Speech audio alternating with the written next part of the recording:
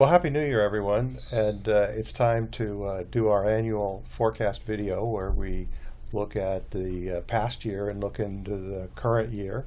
It's early 2018, and we definitely had a great 2017. Now we're wondering about 2018. I got Andrea Lati with me, and we're going to be chatting about what we expect during the year and also going over a bit of what happened last year and why it was so spectacular. So welcome to the program, Andrea. It's great to be back. Happy New Year. Yeah. Let's start off with, what's different and what's the same, right, about this cycle, right? One is what's the same is that if you take memory away, the growth rate's not that different, right? The growth than rate, any trend.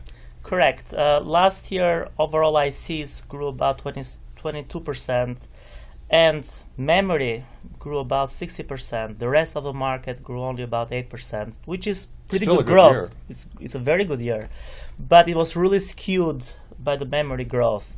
So, and that's been happening even throughout the other cycles where you had the memory powering up the whole market. So that's not so much different what we saw, for example, in 2013 and 14 when memory also was very strong. Yeah, so what was it with memory that, The good old pricing as it always. wasn't demand, right? It was all supply. There was huge Correct. shortages through the whole year, right? Correct, and primarily in DRAM, because if you look at the bit growth in DRAM was about 20%, low 20%, but prices increased more than 45%.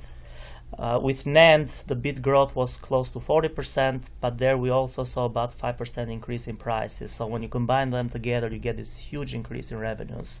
Now, one of the big differences was that 3D NAND was sucking up all the capital resources, right? Away from DRAM, Well, you think that explains a lot of this?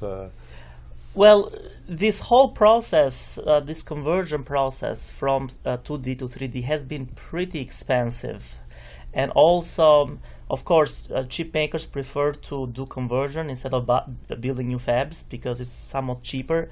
But even in the conversion process, it's very expensive and very lengthy.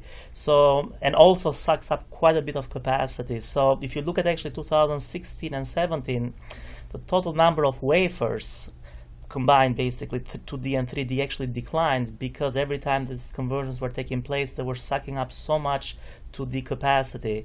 So that, of course, impacted the overall bit growth. But this year, we do see the bit growth actually accelerating to about 50%, which should start impacting prices, and we should see actually NAND prices